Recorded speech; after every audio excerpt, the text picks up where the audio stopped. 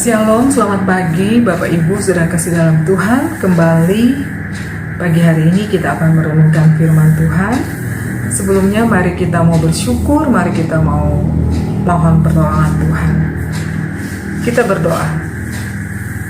Puji syukur Tuhan untuk segala kebaikan-Mu. Pagi hari ini kami boleh menikmati hari yang baru, berkat-Mu yang Kau nyatakan buat kami. Terima kasih Tuhan. Saat ini juga kami akan merenungkan firman-Mu. Tuhan, ampunilah kami dan mohon pimpinan-Mu ya Tuhan dalam kami merenungkan firman-Mu. Terima kasih Tuhan Yesus. Dalam nama-Mu kami berdoa. Amin. Bapak Ibu saudara kasih dalam Tuhan, renungan firman Tuhan pada pagi hari ini terambil di dalam kitab Injil Lukas pasal 4. Kita akan baca ayat 16 sampai ayatnya yang ke 21. Saya akan membacakan buat Bapak Ibu saudara sekalian. Yesus ditolak di Nazaret. Ia datang ke Nazaret tempat ia dibesarkan, dan menurut kebiasaannya pada hari Sabat ia masuk ke rumah ibadat, lalu berdiri hendak membaca dari Alkitab. Kepadanya diberikan kitab Nabi Yesaya, dan setelah dibukanya ia menemukan nas di mana ada tertulis, Roh Tuhan ada padaku, oleh sebab ia telah mengurapi aku untuk menyampaikan kabar baik kepada orang-orang miskin, dan ia telah mengutus aku untuk memberitakan pembebasan kepada orang-orang tawanan dan penglihatan bagi orang-orang buta, untuk membebaskan orang-orang yang tertindas, untuk memberitakan tahun rahmat Tuhan telah datang. Kemudian ia menutup kitab itu, memberikan kembali kepada pejabat, lalu duduk, dan mata semua orang dalam rumah ibadat itu tertuju kepadanya. Lalu ia memulai mengajar mereka, katanya, pada hari ini genaplah nas ini, sewaktu kamu mendengarnya. Dan semua orang itu berdua, dan semua orang itu membenarkan dia, dan mereka heran akan kata-kata yang indah yang diucapkannya. Sampai di sana pembacaan kita. Bapak Ibu saudara kasih dalam Tuhan, kalau kita melihat perikop ini ya, bisa dikatakan bahwa mengenal belum tentu menerima. Ya, inilah yang terjadi pada orang-orang Nazaret yang berjumpa dengan Yesus, yang bertemu dengan Yesus pada saat itu. Di mana Yesus datang ke Nazaret, tempat mana dia dibesarkan, lalu dia hadir, dia datang ke rumah ibadat yang pada hari itu adalah suatu kebiasaan di mana setiap hari Sabat orang datang berkumpul di rumah Tuhan untuk mereka beribadah, untuk mereka membaca kitab. Nah, saudara kasih dalam Tuhan, ada beberapa poin yang bisa kita renungkan, yang kita bisa pelajari ya dari bagian perikop ini. Poin yang pertama adalah Yesus adalah anak Allah. Yesus adalah Mesias yang dijanjikan, yang diutus ke dalam dunia ini untuk membebaskan, untuk menyelamatkan manusia dari segala bentuk penindasan, dari kebinasaan akibat dosa. Kita lihat di ayatnya yang ke-17 ya, sampai ayatnya yang ke-19, bagaimana Yesus membacakan nats di dalam kitab Nabi Yesaya. Dalam perikop ini mencatat dan menegaskan, bahkan membuktikan, ini adalah sebuah kebenaran yang mutlak, kebenaran yang tidak bisa dibantah, yang tidak bisa diragukan, yang tidak bisa dibatalkan, bahwa Yesus memiliki Roh Tuhan, Yesus adalah yang diurapi. Dan melalui kehadiran dan kedatangan Yesus ke dalam dunia ini membuktikan bahwa janji Allah digenapi. Yesus adalah penggenapan daripada janji Allah. Jadi Bapak Ibu sudah kasih dalam Tuhan, sekali lagi kita diingatkan bahwa rencana Allah tidak ada yang salah. Rencana Allah tidak ada yang gagal. Apa yang Allah katakan, apa yang Ia janjikan, tidak pernah berdusta dan tidak pernah lalai.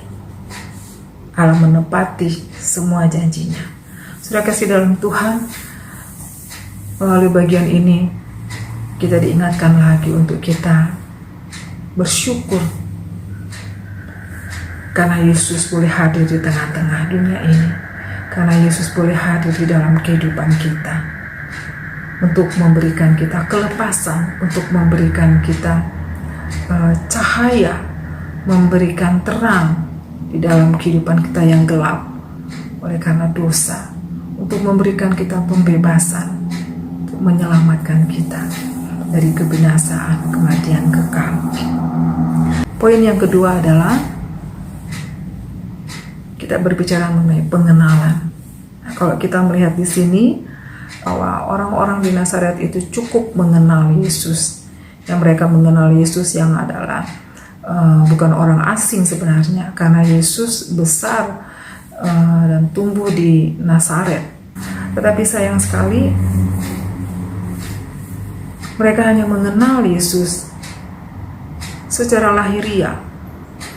Secara biologis mereka mengenal bahwa Yesus adalah anak Yusuf, kerabat mereka, dan mereka tahu Yusuf adalah si tukang kayu. Dan secara status sosial mereka memandang Yesus adalah pribadi yang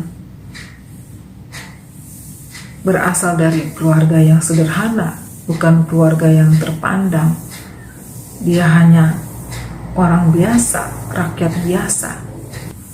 Hal-hal yang tidak penting seperti ini justru menjadi perhatian mereka yang utama. Dan ini sangat disayangkan sekali. Orang Nazaret mereka hanya terfokus pada keberadaan Yesus secara lahiriah. Mereka tidak melihat pada pribadi Yesus yang sesungguhnya. Jelas-jelas Alkitab sudah mengatakan bahwa Yesus adalah anak Allah, Mesias yang dijanjikan, yang diutus ke dalam dunia ini. Dan pada Yesus yang memiliki kuasa, hikmat ilahi yang berasal dari surga. Yesus adalah sang penyelamat. Itu sebenarnya yang menjadi pokok utama, yang menjadi substansi bagaimana orang harus mengenal Yesus. Inilah yang menjadi pokok utama dalam pengenalan akan Yesus. Nah, saudara kasih dalam Tuhan, seringkali ada banyak orang yang gagal fokus. Mereka menjalani hidup yang melulu menaruh konsentrasi pada hal-hal yang lahiriah, hal-hal yang sifatnya sementara, yang bernilai fana. Itu semua yang dicari terus-menerus. Itu mempesonakan mereka, itu menjadi perhatian mereka. Bahkan tanpa disadari, justru ketertarikan pada hal-hal yang fana, yang sementara itu menggeser fokus yang sesungguhnya yang harusnya ada pada pribadi Yesus itu sendiri. Tanpa disadari, itu akan menggiring, akan membawa kepada kebinasaan. Ketika orang mengenal Yesus, tetapi mereka fokus kepada segala berkat-berkat, segala pemberian-pemberian, mereka lebih fokus kepada mujizat-mujizat yang ada. Mengenal Yesus, tetapi yang dicari adalah bagaimana beroleh berkat, bagaimana mendapatkan kekuatan, bagaimana mendapatkan kesehatan, bagaimana mereka boleh mendapatkan kesuksesan, bagaimana mereka boleh memperoleh kedudukan yang tinggi. Tentu ini bukan satu pengenalan yang benar, karena yang paling utama adalah bagaimana kita menjadikan Yesus sebagai pusat hidup kita. Hendaklah kita punya pengenalan yang benar akan Yesus, supaya kita dapat hidup benar, supaya kita dapat hidup kudus, supaya kita dapat menikmati berkat-berkat kekal di dalam Yesus Kristus Tuhan dan Juru Selamat kita. Dan poin yang ketiga adalah Injil, kabar baik, yaitu kabar keselamatan, diperuntukkan bagi setiap orang yang mau menerima dan percaya kepada Yesus. Ayat 25 sampai ayatnya yang ke-28, kita dapat melihat di sana ada penolakan dari orang-orang Nazaret yang tadinya mereka begitu senang dengan kehadiran Yesus. Mereka mengagumi Yesus. Di ayatnya yang ke-21, ketika Yesus setelah mengajar mereka, setelah apa yang sudah Yesus sampaikan, mereka semua takjub. Mereka membenarkan apa yang Yesus katakan. Mereka mengakui bahwa kata-kata yang indah, yang sungguh penuh hikmat. Nah, mereka sangat kagum, tetapi menolak Yesus. Menolak untuk percaya Yesus sebagai Mesias, anak Allah yang diutus untuk membebaskan dan menyelamatkan umatnya. Itu artinya bahwa mereka menolak firman, mereka menolak kebenaran, mereka menolak Injil, mereka menolak kabar baik, yang menolak untuk selamat, yang menolak untuk merdeka. Seperti dikatakan dalam Yohanes 8 ayat 36, sesungguhnya Yesus datang ke dalam dunia ini untuk membawa kemerdekaan bagi setiap umat yang tertindas.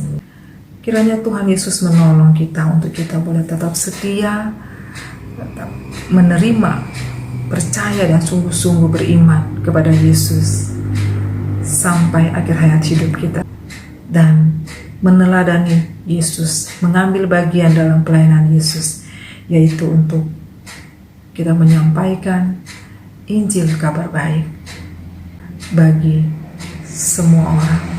Amin. Mari kita berdoa. Terima kasih Tuhan untuk kami boleh merenungkan firman-Mu. Tolong kami ya Tuhan, supaya kami sungguh-sungguh setia, beriman teguh kepada Engkau Yesus. Terima kasih ya Tuhan untuk hadir-Mu di tengah-tengah kehidupan kami. Kami mohon Tuhan juga menolong kami supaya kami boleh ikut serta dengan penuh kesungguhan dan giat dalam pelayanan Yesus, untuk boleh terus menyampaikan kabar baik, Injil keselamatan kepada semua orang. Kami juga menyerahkan seluruh kehidupan kami sepanjang hari ini. Biarlah kami terus ada di dalam tuntunan-Mu ya Tuhan, dan untuk kami boleh menghidupi firman-Mu, menghidupi Injil-Mu di tengah-tengah kehidupan kami. Terima kasih Tuhan Yesus, dalam nama-Mu kami berdoa. Amin.